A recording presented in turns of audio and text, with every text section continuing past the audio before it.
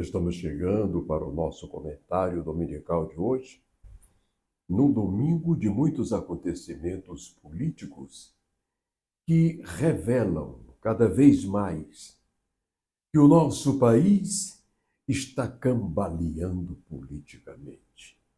A esquerda no poder hoje está perdida. A direita, maculada pela esquerda, para tentar desestabilizar as candidaturas da esquerda e, consequentemente, as composições políticas. O Brasil começa a viver os momentos que antecedem as eleições deste ano. E queira Deus, oxalá, não tenhamos novamente neste país as urnas eletrônicas marcadas. Quem está dizendo marcadas é o jornalista Tomás Teixeira, que entende de software. Você manda do seu celular o dinheiro da sua conta para onde você quer no banco. Você transfere do seu celular.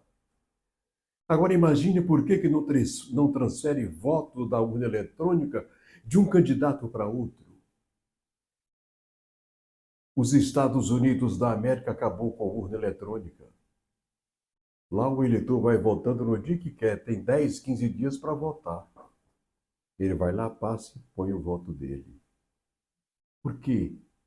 Porque é um país governado com seriedade, com gente que tem probidade, dignidade edificante. O nosso país avacalhou de novo, desde que enxertaram a nossa política de semi-analfabetos e o transformaram em ídolos. Ídolos de quem? Dos semi-analfabetos. Mas não das famílias que têm cultura, que conhecem o que é política, que sabe da riqueza que tem o Brasil, que sabe da dinâmica capaz de evoluir e de engrandecer a nossa pátria Brasil. O presidente Lula não tem lastro cultural para governar nem a prefeitura de São Paulo, nem o município de onde ele foi presidente do sindicato em São Paulo. Para governar um país da grandeza como o Brasil, tem que ter homens à altura, eruditos, cultos, preparados, com níveis superiores. Não pode ser qualquer Zé Mané, qualquer presidente de sindicatozinho. Eu vou ser presidente. Aí começa a falar o linguajar do povo, semi-analfabeto.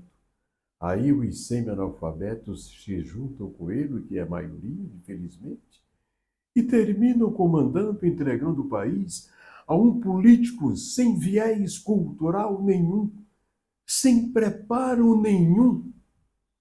Cada vez que ele vai à televisão e improvisa, é um desastre. Aí diz, você não é que eu não goste do Lula. Eu acho que o Lula é um vitorioso. Eu até parabenizo o Lula pela capacidade que ele tem de enganar, de convencer, de conduzir o seu estilo político. Mas eu acredito que num país da Europa de gente mais desenvolvida, de população mais esclarecida, o presidente Lula jamais seria presidente de coisa nenhuma. Mas, no Brasil do Bolsa Família, esse Bolsa Família, gente, foi criado para comprar o voto dos pobres. É uma miséria, uma migana, uma mixaria, que não dá para alimentar a família, coisa nenhuma, é conversa. É só para iludir, para garrotear o voto da pobreza.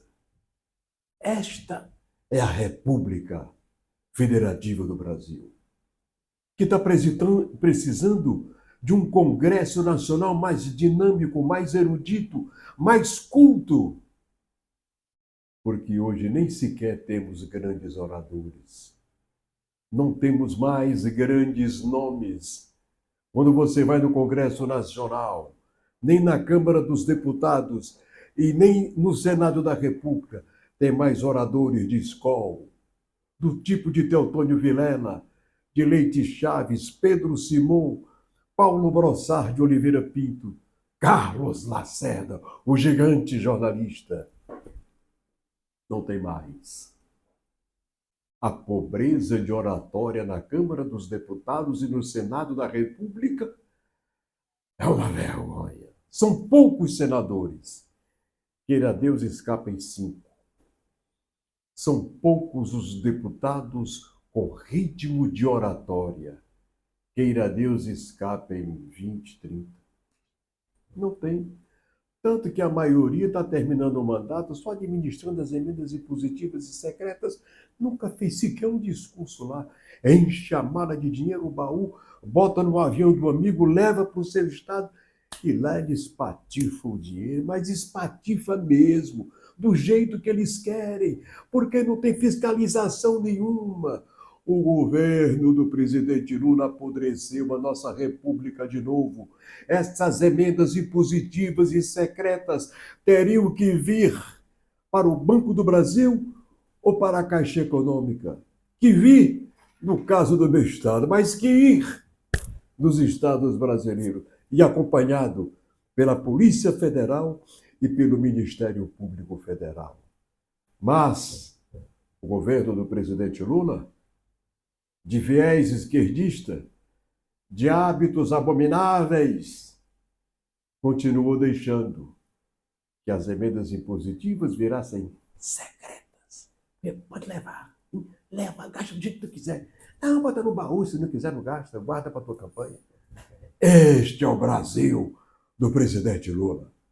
Presidente Lula, passe esse governo ao Alckmin, junte o seu partido com o partido dele, tente a reeleição de Alckmin, porque Vossa Excelência queimou nos últimos meses de tal sorte que dificilmente logrará êxito nas próximas campanhas. Presidente Lula, agradeça a Deus.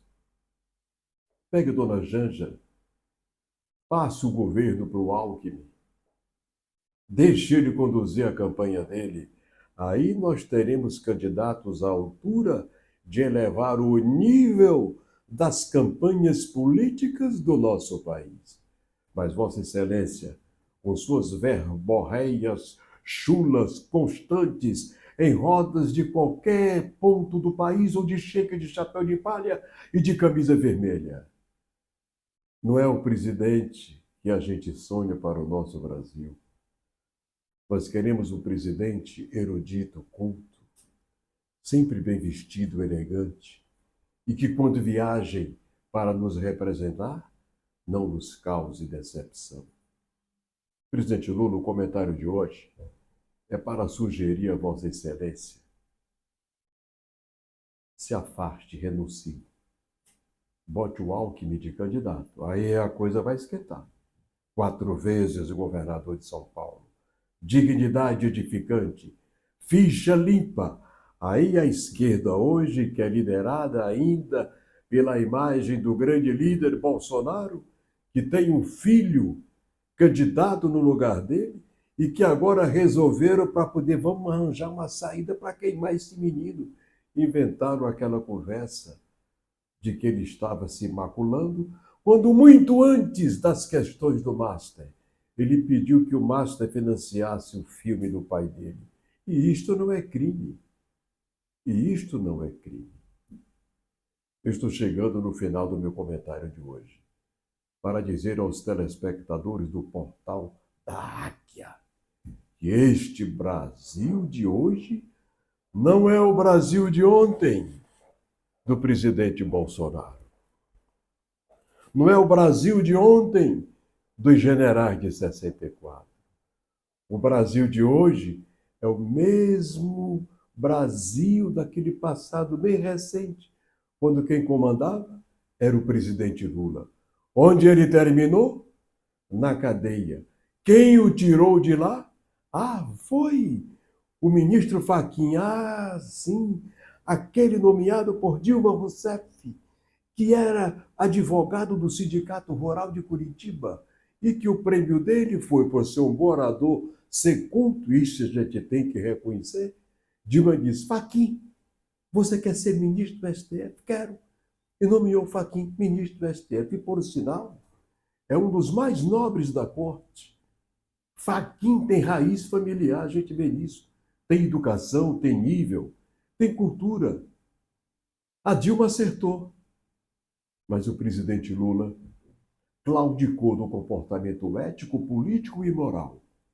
E foi para as grades. E teve que expor o amigo Fachin, que teve que tirá-lo da cadeia, anular todas as suas sentenças numa canetada só. E o pior, atropelou a lei da ficha limpa que diz que político condenado por corrupção somente poderá voltar à vida pública depois de 8 anos de ter cumprido a sua pena. Aí ficam querendo macular a imagem de um jovem senador e não fazem a comparação, a ilação de que tiraram o prisioneiro da cadeia, preso como corrupto, eu não vou chamar de ladrão não, porque é muito baixo, ele foi presidente, preso como corrupto, limparam a ficha suja dele, desrespeitaram a lei da ficha limpa, o fizeram candidato e com essas urnas eletrônicas e confiáveis, o fizeram presidente de novo. Se Chico Anísio fosse vivo, perguntaria, é mentira, Terta? Ela dizia, verdade, Napoleão. Este país avacalhou de novo. Este país está precisando de homens. Este país está precisando de dignidade edificante. Este país tem que mudar nossa Suprema Corte para que ela seja composta somente por magistrados adevindos, oriundos da nobre carreira tocada a partir da 4ª entrância, federais e estaduais, para que tenhamos uma justiça mais confiável, porque pelo andar da carruagem, ora andando no país, nós poderemos ter novas anomalias nas eleições deste ano. E fizeram para esse menino do Bolsonaro, é a esquerda socialista satânica. Vamos criar alguma coisa para desgastar. Criaram isso. Agora vamos fazer um pacto.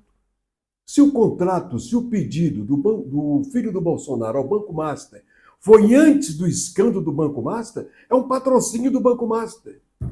Qual é a indignidade que existe nisso? Poderia ser um outro banco, o Bradesco e outro.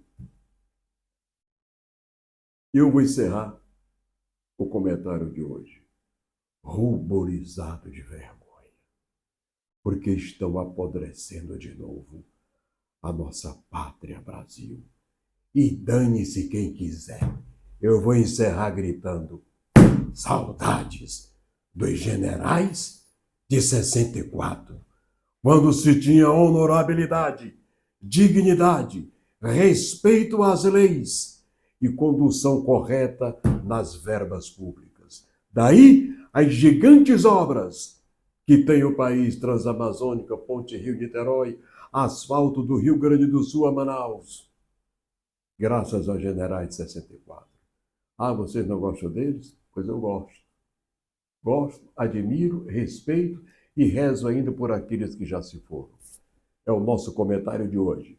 E prometemos voltar no próximo domingo assim, sem medo, sem tergiversar, fazendo jornalismo limpo, sério, porque só tem credibilidade quem tem coragem de mostrar, narrar, escrever a verdade. Quer saber mais? Entra aí no portal da Águia. A verdade doa a quem doer, que tem como editor-chefe este jornalista Tomás Teixeira. Tchau e até o próximo domingo. Canalhas!